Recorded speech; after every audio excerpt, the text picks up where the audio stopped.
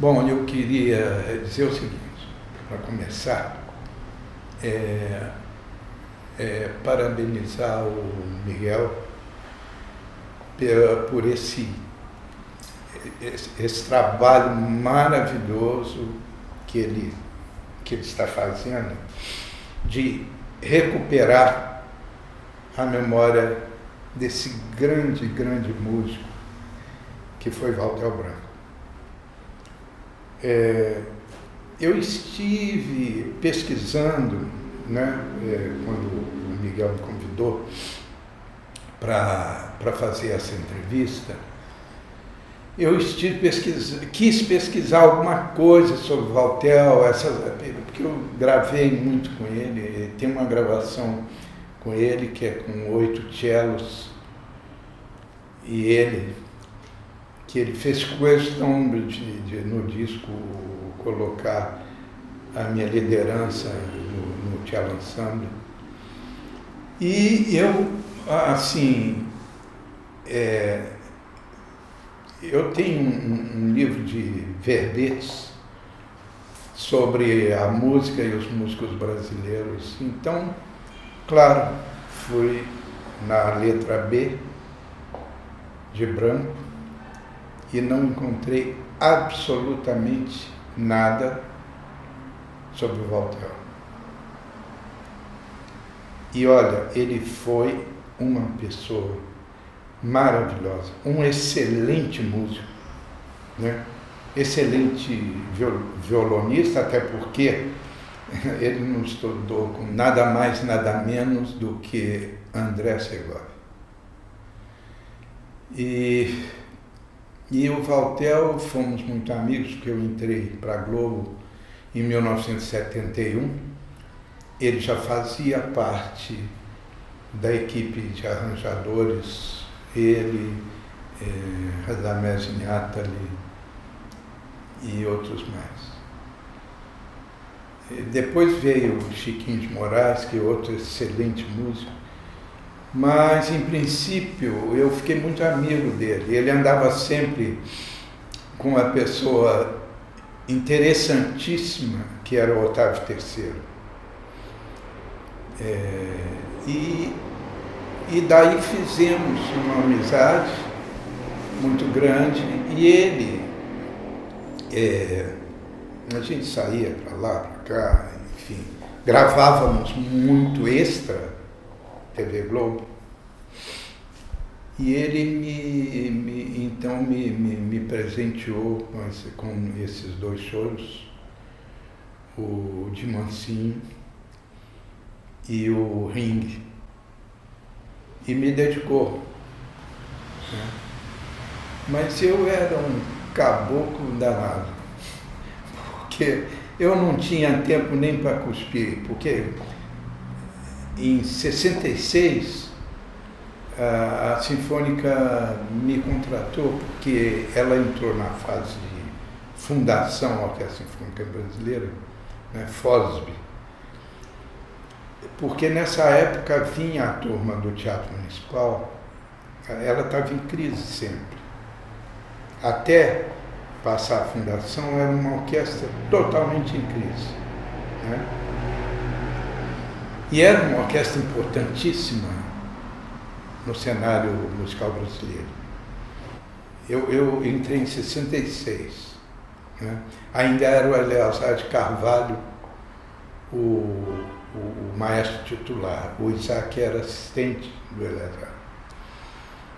E ele me chama então no camarim, no final dos anos 66, quando o Eleazar diz para ele ir à Tchecoslováquia contratar músicos, porque com aquela crise, assim como tem hoje a Rússia, naquela época eles estavam tomando a Tchecoslováquia, estavam tomando Polônia, Cazaquistão, Uzbequistão, era uma loucura. E a turma estava querendo cair fora disso tudo aí. Romênia, Bulgária. Você vê que até hoje no Amazonas tem músicos da Bulgária contratados naquela época. Né? E ele então quer dizer, não manda, assim, sugere a ida do Isaac para fazer aqueles tipos de audition para contratar músicos para a OSB. E aí o que aconteceu? O Eleazar, sem querer assim demitir aqueles músicos que até então seguraram a Orquestra Sinfônica Brasileira para não morrer, ele deu a oportunidade desses músicos optarem ou ficar na Orquestra Sinfônica Brasileira ou no Teatro Municipal. Então, a maioria ficou no Teatro Municipal porque não tinha como jogar fora tantos anos, né, que eles eram contratados como funcionários do Estado. Então, o que aconteceu foi o seguinte: contratar músicos de fora da Tchecoslováquia e cobrir os lugares. E então colocaram o Isaac como titular. Ele me chamou no camarim e quando ele me chamou no camarim eu pensei que ele ia me demitir. Mas, ao contrário das minhas expectativas, não foi uma promoção. E me contratou como primeiro violoncelo. E disse, daqui por diante você vai ser primeiro violoncelo do SB. E eu, tremendo de medo, falei, Isaac, eu não tenho nenhuma condição, nem experiência para ser líder de uma bancada como essa bancada que está sendo contratada.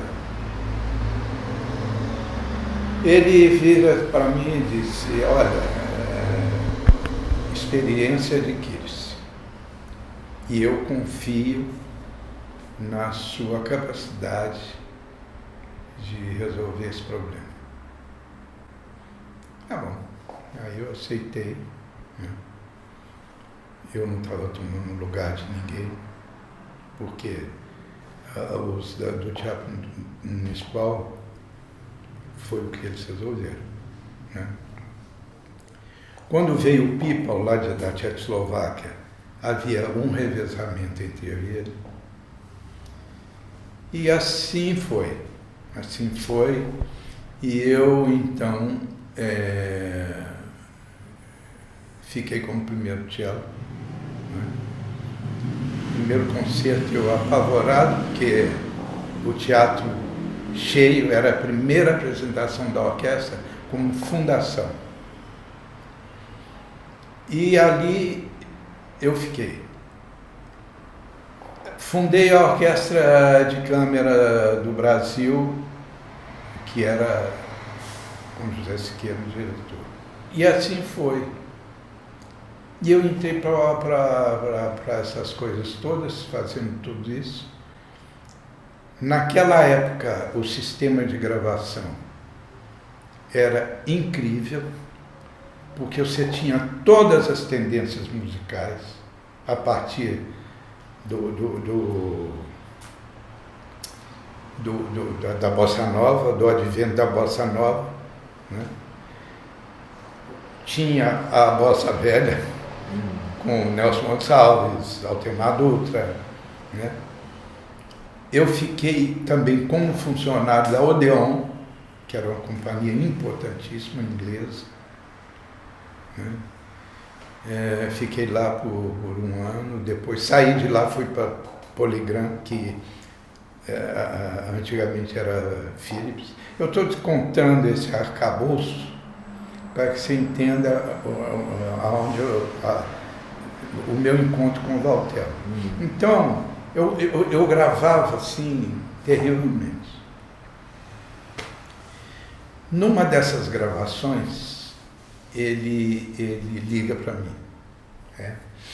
Porque eu fiquei muito conhecido, porque assim que eu cheguei no Rio, né, em 64, eu comecei a gravar assim imediatamente, porque eu vim para estudar, a minha intenção era estudar com o Iberê, né? E aí o Iberê, a gente vai à casa dele, assim que eu cheguei, a primeira coisa que eu fiz foi ir à casa do Iberê. Ele morava num apartamento na Avenida Atlântica, que hoje é um hotel imenso. Atlântica, quando eu vivia. Fomos lá. Iberê, eu pensei em encontrar um homem enorme, um cacique Iberê, e era baixinho, mão pequena, né? E de bermuda, que eu não conhecia. Belo Horizonte não tinha bermuda naquela época. Bermuda era para praiano. E eu olhei aquela figura, aquele cabelão como o seu, assim, só que grisalho, que ele passava a mão assim. Depois eu perguntei ele por que ele passava a mão ao contrário de todo mundo, com a unha para trás. Eles, para não sujar minhas unhas. Essa é a parte cômica da nossa entrevista. Aí, então, eu falei com o Iberê, ele me deu amigos e me deu trabalho. Eu fiquei muito chateado, porque quando ele me perguntou se a gente já tinha trabalho no Rio, a gente respondeu, eu estou falando a gente porque foi eu e o Watson Cleese, viemos no mesmo ônibus. E ele disse, quando a gente disse que a gente tinha umas economias e que nossa intenção primordial era estudar com ele. Aí ele me respondeu que Rio de Janeiro não era Belo Horizonte, que você podia atravessar a rua lendo jornal. Eu levei aquele choque, falei, ele não está com vontade. Aqui eu já bolando a negatividade, botando a negatividade para funcionar, porque ele não queria dar aula para a gente. Cheguei muito triste em casa e tal, casa do meu irmão, que a gente foi direto, a gente ficou morando com ele uns tempos. E minha cunhada, que foi praticamente minha mãe no Rio de Janeiro, ela disse, olha, eu não acredito que ele fizesse isso com vocês, sem dizer que iria fazer isso, que não queria dar aula. Ele falaria na frente de vocês, na lata. Mas, então, quando foi à noite, recebo um telefonema, me chamando já de professor Márcio Malá. Eu levei aquele susto. A Eleusa me deu, minha cunhada, me deu o telefone. E o professor Márcio Malá disse, sim, sou eu. O Iberê me ligou, falando sobre você, sobre o seu companheiro, e falando muito bem de vocês dois. E eu gostaria de marcar uma gravação com vocês, se for possível, para sexta-feira, tal hora. Tal. Tá bem, tudo bem, beleza. Aí, foi uma farra lá em casa, de alegria, e afinal fiz a gravação. Adoraram, a gravação era com um violinista mineiro, mas que morava já há muitos anos no Rio, por nome Irani Pinto. Irani Pinto fez carreira no Rio de Janeiro, majestática, porque ele começou a gravar no Odeon e começou a fazer uma série de gravações com um pequeno conjunto, muito bom. e gravando tangos em surdina, boleros em surdina, samba canção em surdina. Vendeu no mundo inteiro. Ele disse que vinha direitos para ele até da Grécia. E ficamos muito amigos. Eu fiquei muito amigo de Irani também. E quando ele me recebeu, e o Watson, ele tinha um óculos, aquele óculos tipo tartaruga, de fundo verde, de garrafa. Ele não enxergava bem já, ele já era bem coroa. Ele colocou a mão no óculos e disse assim: eu não conheço vocês dois, mas se são mineiros e alunos de Berê, eu sei que vai ser bom. E assim foi, e nunca mais parei de gravar, até o advento da pandemia, das crises de petróleo, etc, etc. Enfim, e assim foi.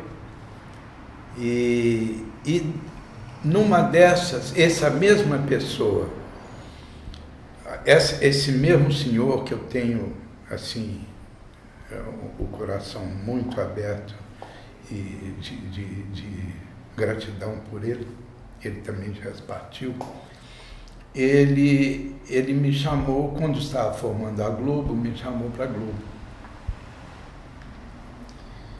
Eu não fui para a Globo porque eu já tinha TV Rio. A gente foi contratado em peso para a turma do Irani, a equipe dele, fazer parte das cordas da Orquestra Tabajara, que foi a condição que o Severino Araújo assim, impôs para poder aceitar. Eu gostaria de 3 coisas. Uma, cordas na minha banda. Segundo, que a banda tocasse sempre numa programação da banda, que ela tocasse um número só dela. Né?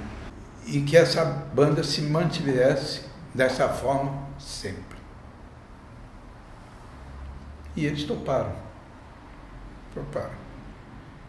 E foi muito bom, foi a Orquestra Tabajara, era uma orquestra maravilhosa. Severino estudou com Kohreuter, na Bahia. E aí eu não fui para a Globo, mas o Valtel já estava na Globo nessa época.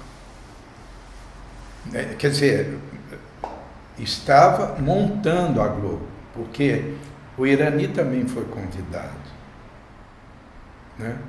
A turma, Radamés foi convidado. Então, foram chamados a dedo, assim. Quem chama? Quem é o bom arranjador? E o Valtel estava nessa. E eu fiquei na TV Rio. Mas a TV Rio começou a atrasar o ordenado, começou a não dar certo. Né? Chamaram alguém para colocar no lugar do Walter Clark, mas foi difícil. Né? E aí, o que aconteceu? Ela não deu certo, foi até fechar. E nessa época, quem estava na TV Globo contratado era um senhor que foi meu concertino na Sinfônica Brasileira, Rafael Janibelli, que era uma pessoa maravilhosa. E aí eu conheci o Valtel, aí me chamaram, quando o Janibelli, então, estava já cansado da TV Globo, ele me perguntou se eu gostaria de ocupar o lugar dele. Tá bom. Mas aí já foi em 71. Bem depois. Entrei para a Globo em 71 e já gravando direto com o Valtel aqui e ali, porque no Rio de Janeiro, naquela época, tinha 40 gravadoras. Né? Umas pequenas, outras um pouco maiores, além das grandes, a CBS, que depois virou Sony, a Philips, que virou Polygram, a Odeon, que virou EMAI, e a S.A. Vitor. A S.A. Vitor virou Companhia dos Técnicos, que tem até hoje. E eu gravando direto em todos eles, inclusive o Hotel, ali na Som Livre, né? E como funcionário da gravadora Philips, porque eu saí da Odeon e fui para a Philips. E um belo dia eu estou em casa, eu queria frisar muito esse negócio dessa mexida na Globo, depois na SA, por isso, porque o Valtel, aí eu fiquei muito conhecido, né? Gravava muito, tinha uma que era Copacabana Discos. Copacabana Discos e Continental eram as únicas gravadoras naquela época eminentemente brasileiras, né? Fora a CID.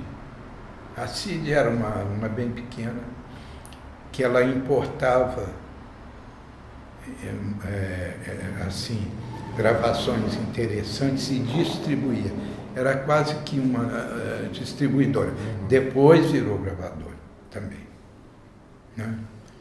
E eu estou falando coisas assim por alto, porque eu não sou nenhum expert em levantar essas coisas.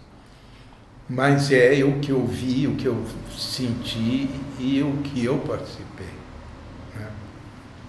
A CID era a Companhia Industrial de Discos. E tinha a gravadora em bom sucesso, as menores, que não eram as grandes internacionais. Aí acabei gravando demais aquela coisa. Eu estou ali com o Valtel também. Depois da RCA antiga tinha um estúdio mais à frente, na quebrada da rua. Ali terminava a Visconde da Gávea e quebrava para a direita para um nome de uma outra rua que agora não me lembro. Ali tinha um estúdio Havaí. Nesse estúdio Havaí, eu recebo uma ligação do Valtel, mas não sabia que era do Havaí. E ele me chamando para gravar esse disco que eu apresentei, né, com ele, que era só solo de violão, né? O disco inteiro de violão, sem corda, sem orquestra, sem banda, nada disso. E eu atendo, era o Valtel. Ele falou, escuta, eu estou gravando umas coisinhas aí para violão, só que eu queria incluir seu cello na baquiana número 5, na área da baquiana número 5. E eu faria aquela parte do acompanhamento no violão. Eu falei, oh, beleza, tudo bem. Mas eu gostaria também de pedir ao senhor, a você, que escolhesse uma do seu prazer, ao seu bel prazer, de gravar comigo uma outra. Eu pensei rápido e falei, ô Valtel, tem uma original, que é uma siciliana de Maria Teresa Paradis, que foi aluna de Mozart. Por que eu me lembrei dela? Pelo seguinte, porque o original é para cravo e violoncelo, né? Que eu tenho uma gravação estupenda do Ianigro.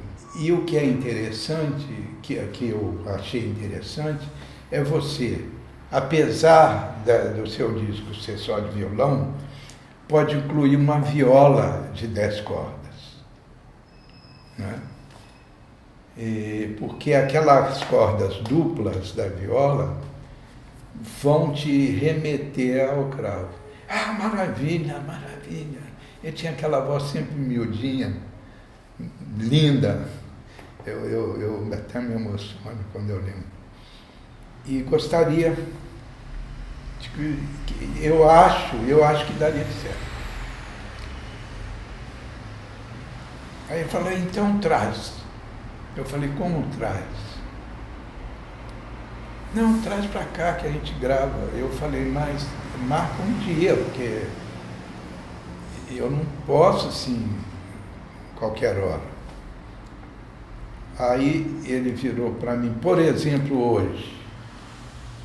Falei, cara, mas eu tenho que. Eu não estudo as duas coisas. Não, eu ainda falei, não, a Baquiana eu ainda tenho tocado bastante, tal, Lúcia Godoy, não sei o quê.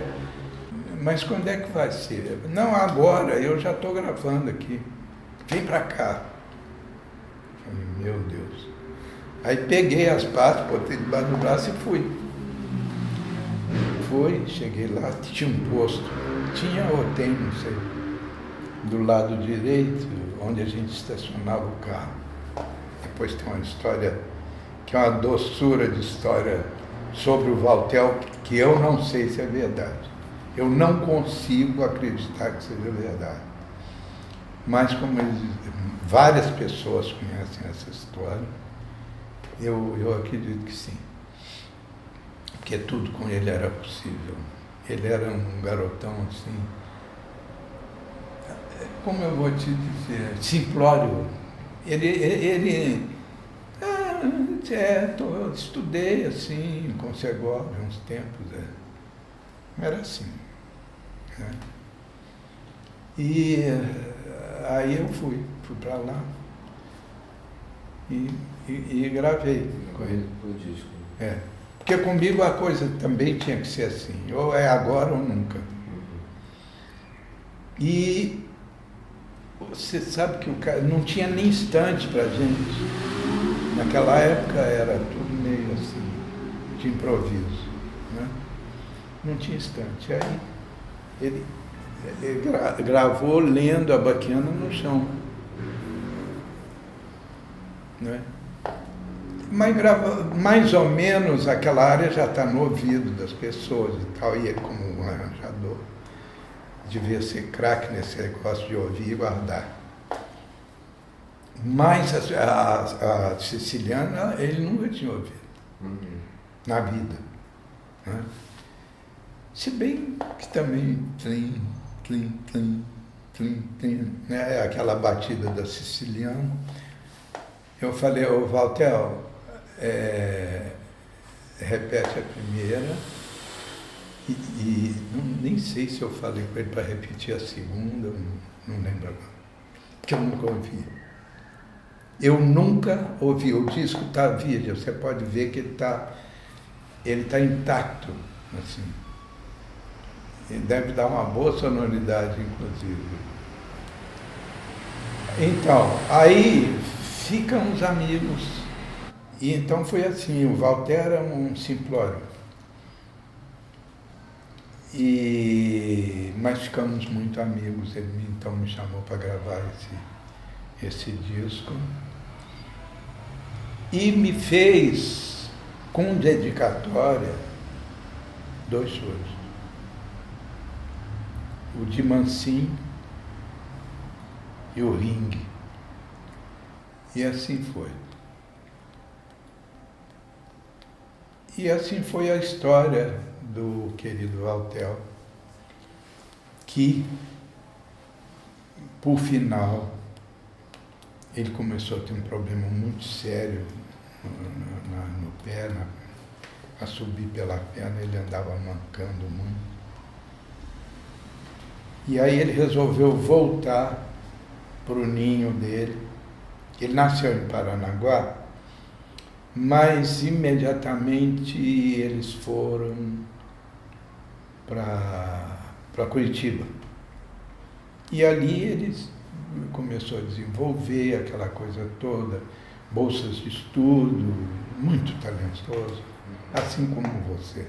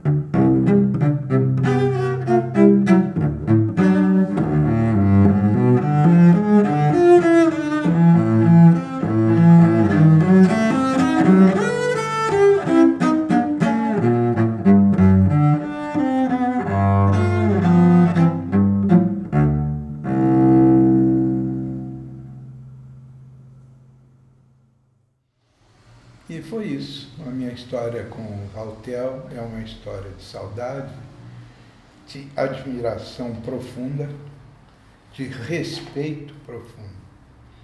Eu só lamento essa parte dele ter sido tão simplório a ponto de não se importar assim com a carreira propriamente dita.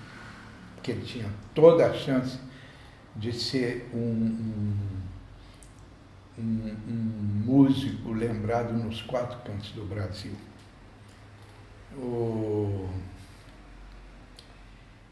Essa coisa também dele não se dar conta. Você tem muitos músicos assim no Brasil que também foram alvos desse descaso. Você quer ver um que para mim, eu considero ele como um iniciante da bossa nova. Mesmo antes desses grandes nomes, né? Que foi o Johnny Alf.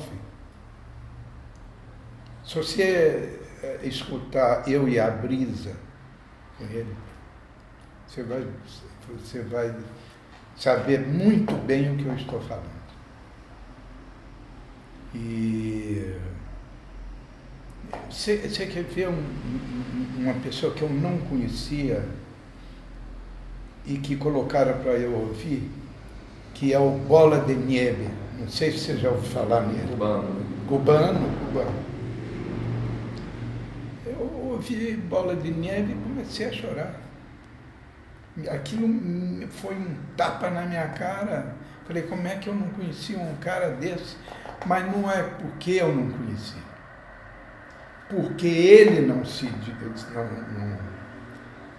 desnudou para o mundo, de um modo geral. Né? E quantos você conhece assim? Né? O Severino Araújo, o chefe da orquestra Tabajara, ele tinha um irmão que tocava sax. Depois ele teve que parar, que ele foi ficando cego. Aliás, ele ficou cego, ele morreu cego. Que chamava-se Zé Bodega. Era outro fantástico.